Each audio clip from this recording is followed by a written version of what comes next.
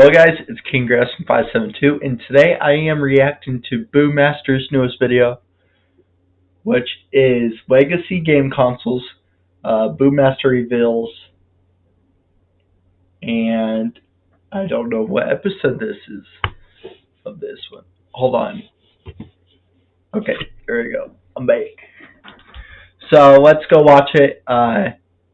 Boommaster is a good friend of mine. So make sure you go check out his channel, and let's go review Boommaster. You know, owning almost all the Sega Genesis Sonic games is pretty neat. I'm not gonna lie, but I do wish I had all the games that I currently own, plus the ones I don't have yet, on a disc that's for a more modern, but not too modern console. Make things maybe slightly more convenient. Whoa! I didn't know irrelevancy could take the form of physical matter. Wait a minute. Where are the two of them?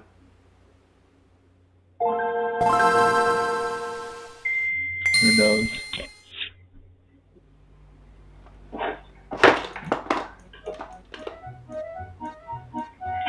Hey there, and game collecting. It's pretty fun, I'm not gonna lie. It does come with its fair share of problems, though. I'm looking at you, scalpers.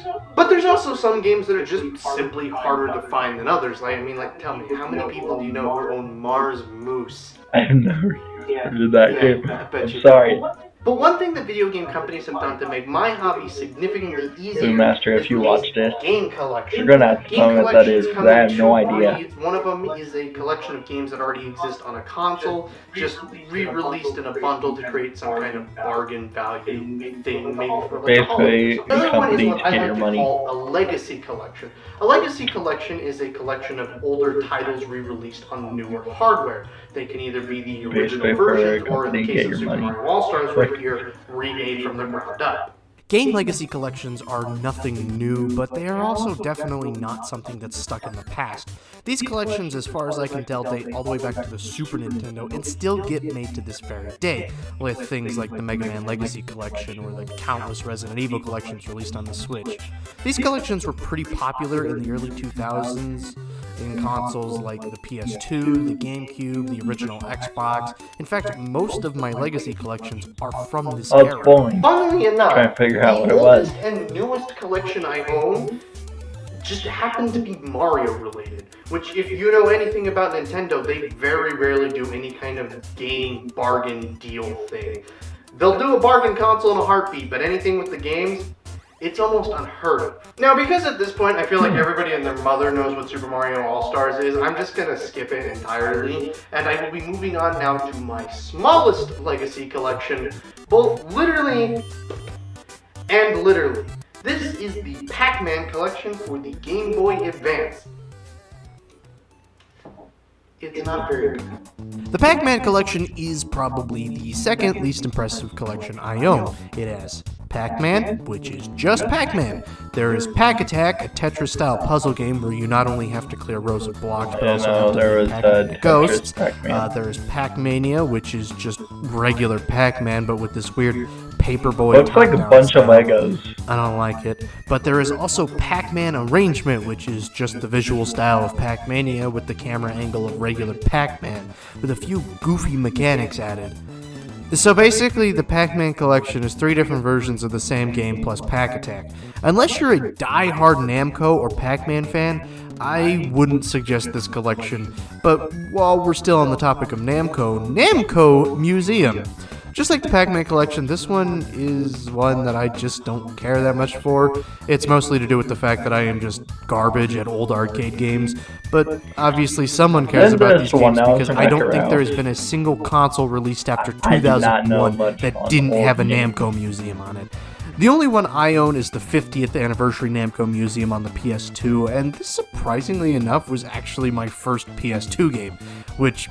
Wow, that hurt to say out loud. But Namco Museum isn't that bad. The game selection is actually pretty solid and does a really good job at representing what Namco and their IPs are. Also, the game selection menu is really cool. Well, that is Now, cool. I'm going to be totally honest with you. These next two collections, I just do not have a good transition segment into them. So, we're talking about Sonic Mega Collection next. Sonic Mega Collection was released in 2002 on the GameCube. It contained 7 Sega Genesis Sonic games right out of the box. There were 3 unlockable games in the form of Blue Sphere, Knuckles in Sonic 2, and Sonic 3 and Knuckles. Rystar and Flicky could also be unlocked, and if you were in Japan, you also got Speaking the of options Sonic, to unlock the I heard like that new Comic Sonic Zone. 2. Along with all It's 12 pretty games, good movie. 14 if you're in Japan, you got digital scans for every random, manual but for the Sonic games, I've and heard digital scans of pretty almost good. every comic book cover that had been released at that time. So we In don't 2004, have, an updated version we of don't have Sonic that Mega one Collection was creature released in the they're form going of to Sonic give Mega us. Collection Plus on the PS2, original Xbox, and PC. For whatever reason, Mega Collection Plus was never released on the GameCube. It's most likely to do, though, because the original version was exclusive to the GameCube. Sonic Mega Collection Plus is just the original collection plus more, hence the name. More manuals and about 2 years worth of comics were scanned in. The Japanese exclusive unlocks were no longer Japanese exclusive. The UI was heavily changed, and a grand total of 6 Game Gear games were added. In my opinion, these 2 collections are probably the best out of all the collections I have.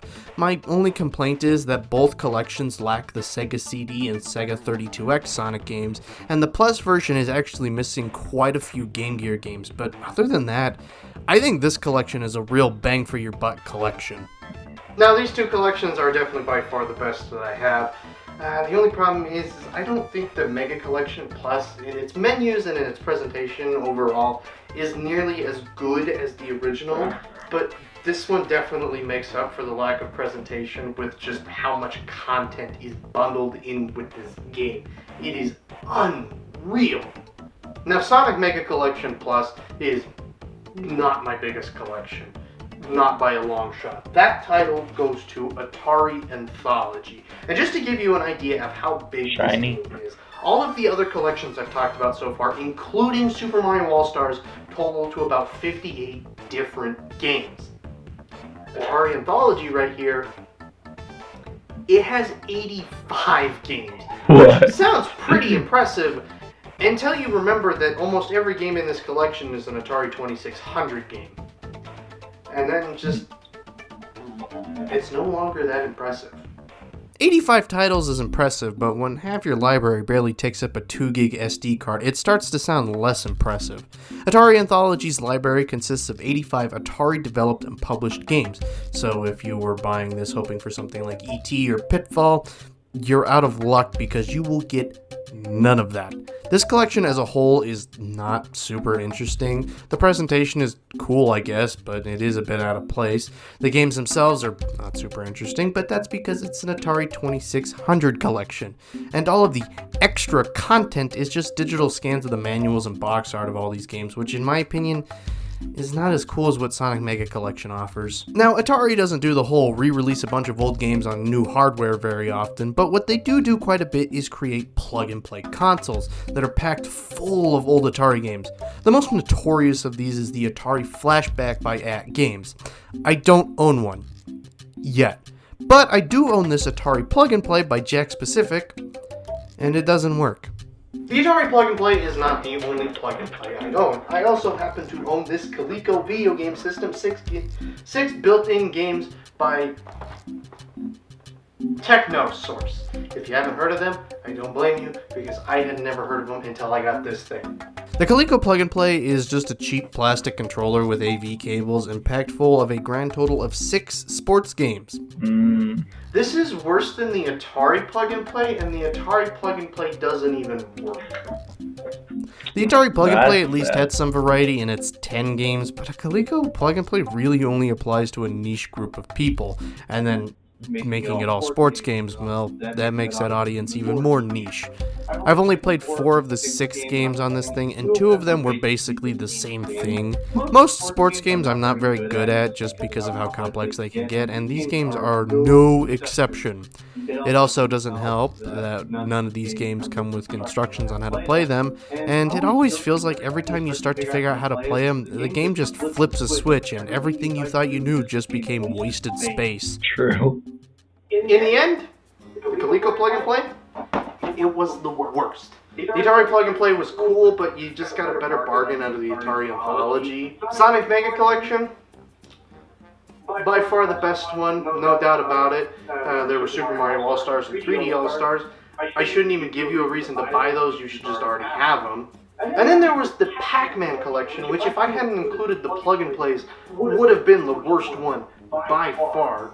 And then there was Namco Museum, which Namco Museum doesn't even have much value to begin with. It's Namco Museum.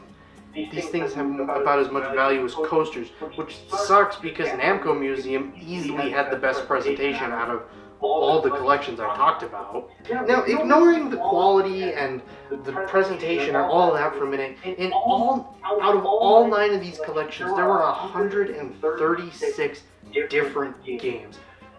Trust me, I counted. And I guarantee that at least every single one of these collections will have at least one game you enjoy. I mean, I sure know I do. I mean, Super Mario All-Stars, my favorite game is Super Mario Bros. 3. 3D All-Stars is Mario 64. Sonic Mega I think the Collection only is like Sonic 2, Mario Sonic game I 3D, really played was Mario Atari Galaxy. Anthology, I really I was like on the Wii, when it was on the Wii. Namco Museum, Pole Position's pretty fun. Pacman Collection, Pack Attack, I guess. After all of this, I think there are at least 2 things that we can all agree on. Number 1, Namco Museum really needs to slow down. There are 17 different versions of that collection. And 2, the universe really needs to give me back my Sega Genesis Sonic games.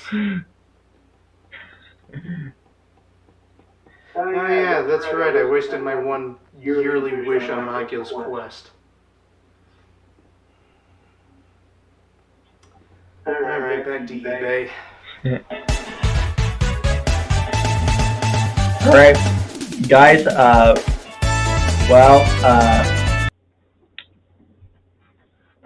hope you enjoyed me reacting to Boommaster. Go check out Boommaster's channel. He does a lot of content like this. I'm probably going to watch the virtual reality one next. See, he has FNAF Security Breach, and he reviews a lot of games. And they're pretty good. So go check Boommaster out. Tell him King Grassman sent you, and give him a sub and like. And if you like this video, subscribe and leave a like here. So